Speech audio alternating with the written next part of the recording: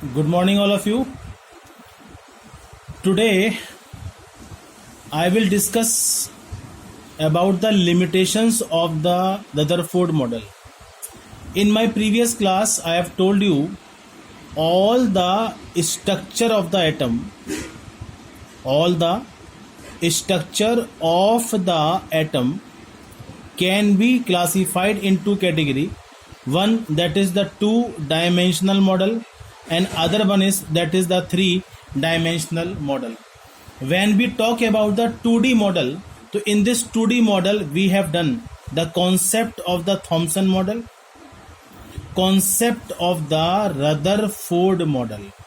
So on the basis of this Rutherford model, what you will conclude, an atom is made up of the three subatomic particles, that is the electron, second one is proton, and third one is neutron. So out of these three particles, so these protons and neutrons are present at the center of the atom, and this center of the atom known as nucleus. Around this nucleus, electron have a tendency to move continuously. Is it clear? तो on the basis of this model आप क्या conclude करना चाहते हो कि atom के centre के अंदर सारे के सारे प्रोटॉन एंड न्यूट्रॉन प्रेजेंट होते हैं और इलेक्ट्रॉन की टेंडेंसी लगातार रिवॉल्व करने की होती है. क्लियर? तो against this model there will be some limitations are there, and these limitations we have to discuss one by one. Clear?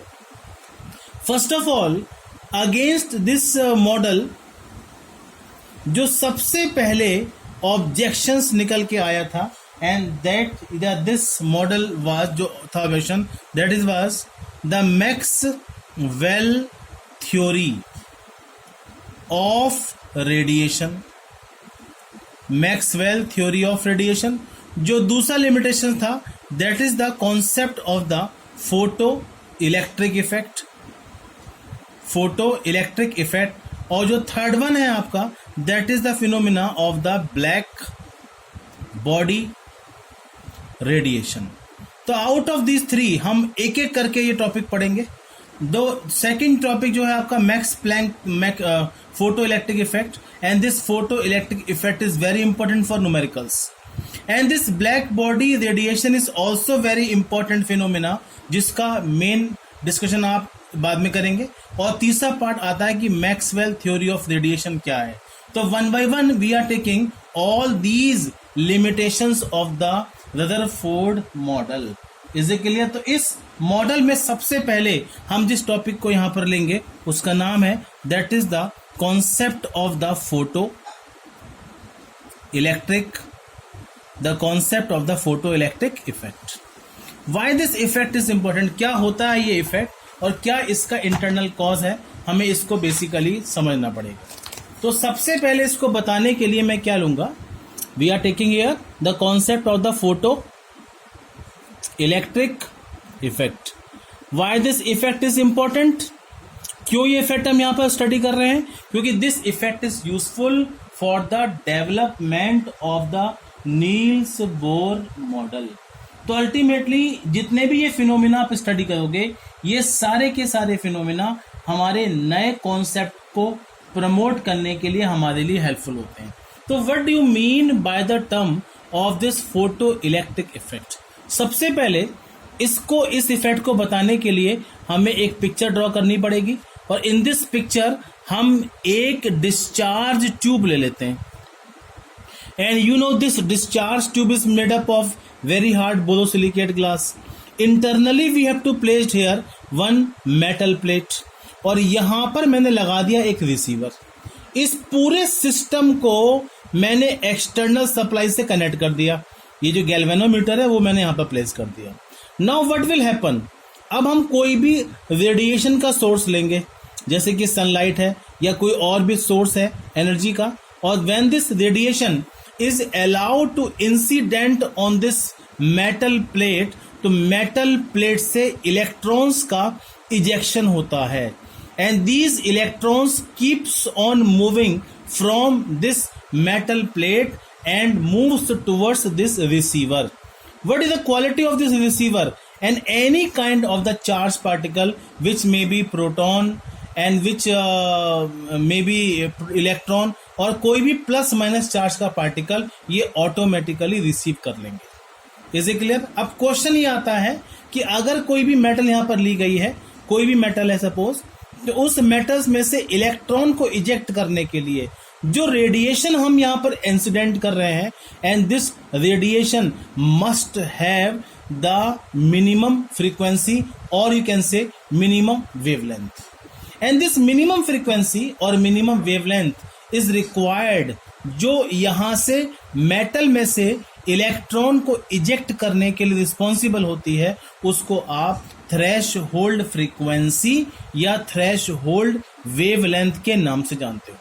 जब भी आपकी लाइफ में थ्रेश होल्ड वर्ड आएगा, इसका मतलब होता है that is minimum quantity.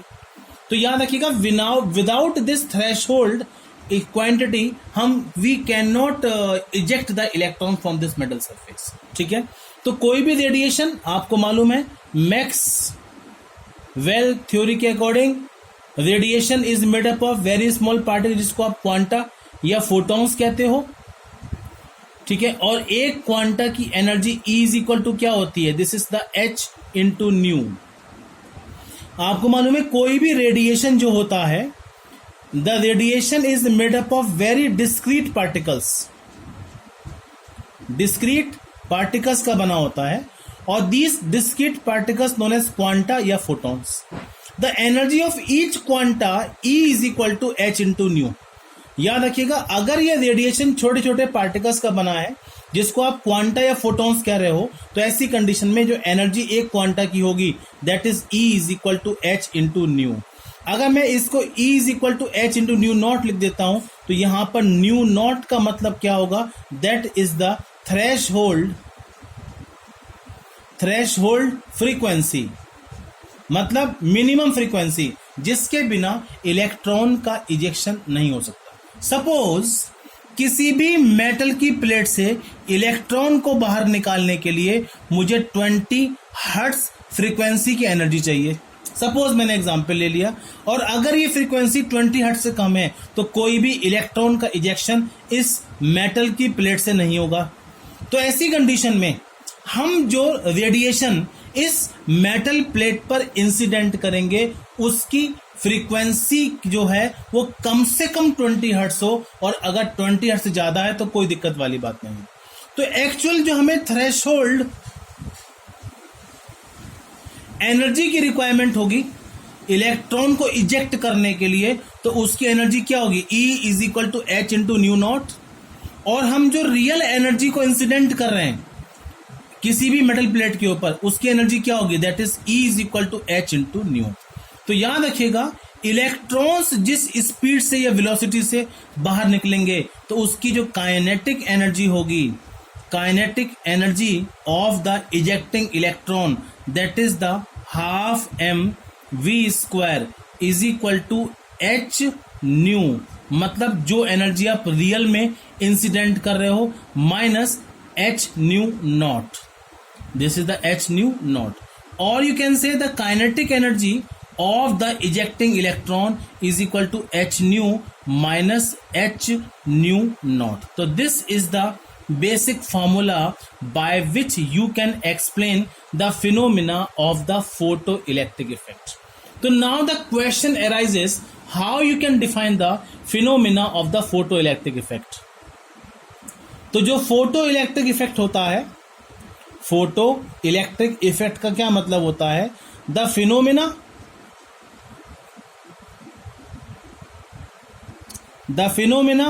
of ejections of photoelectrons, the phenomena of ejections of the photoelectrons when the radiation with threshold frequency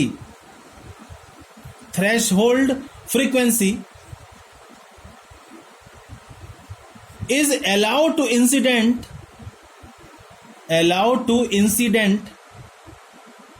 on the metal plate.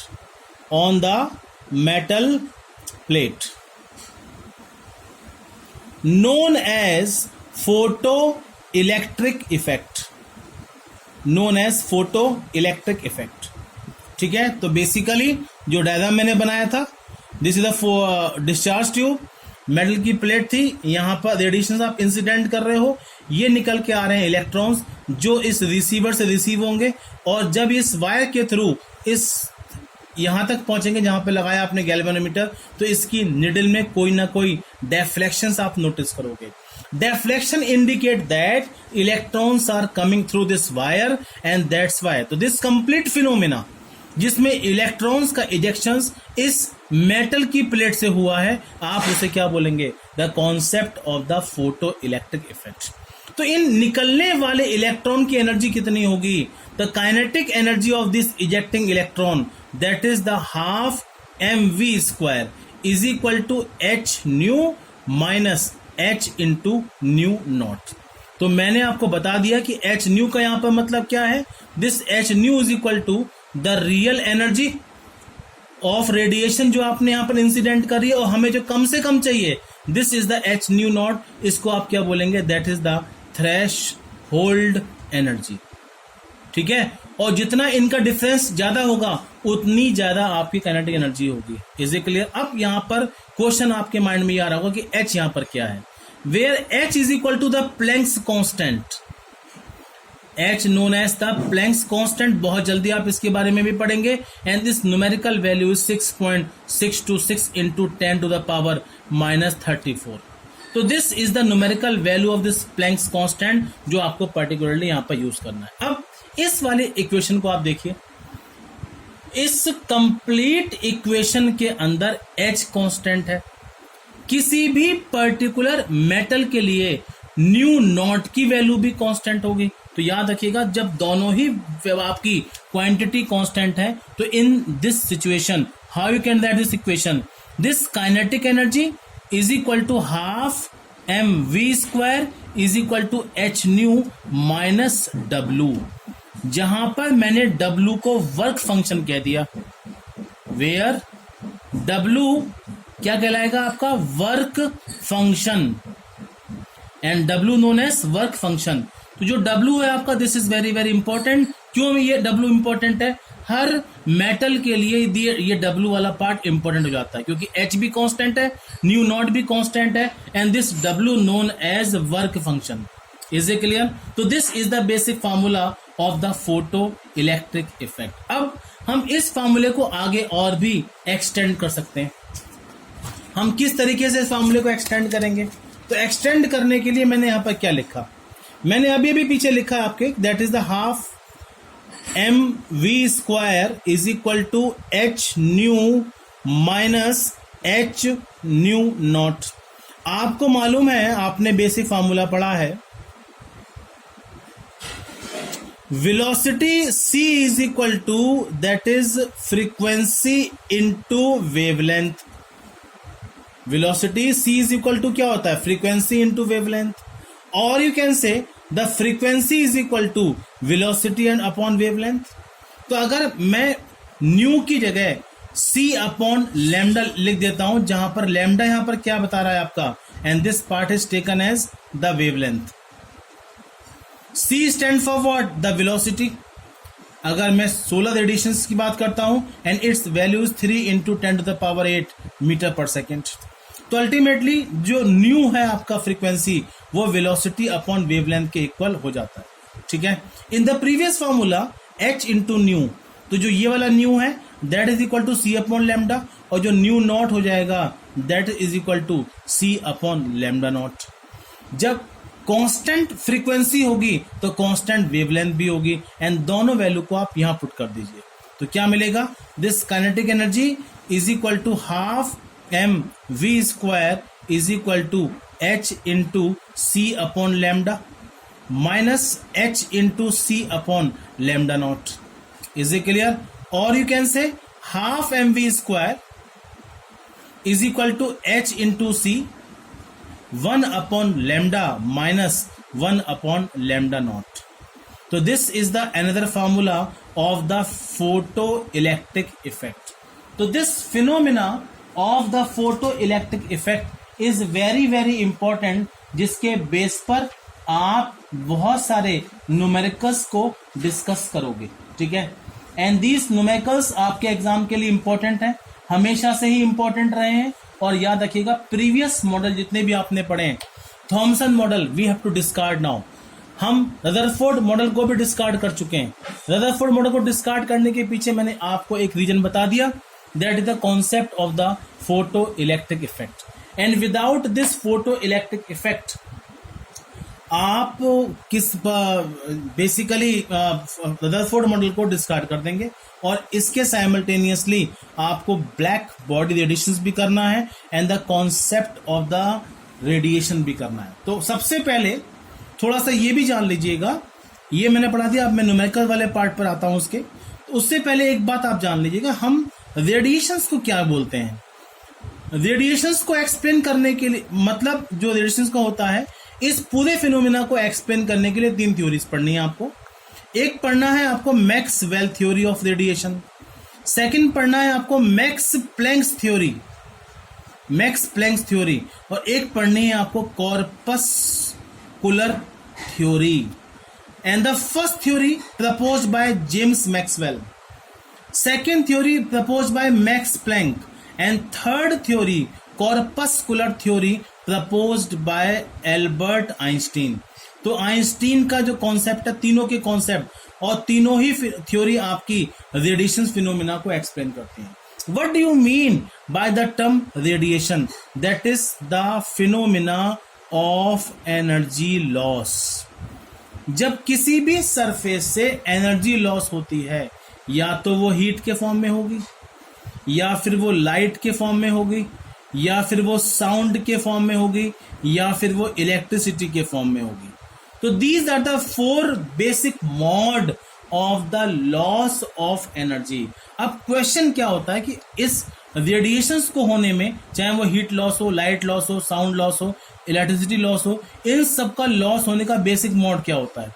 तो according to Maxwell theory, according to the Max Planck theory, इन basic theory के base पर आप क्या बताएंगे, energy छोटे छोटे particles के फॉर्म में लॉस होती है। And these small discrete particles जो होते हैं एनर्जी के, and these particles of energy known as quanta और फोटॉन्स,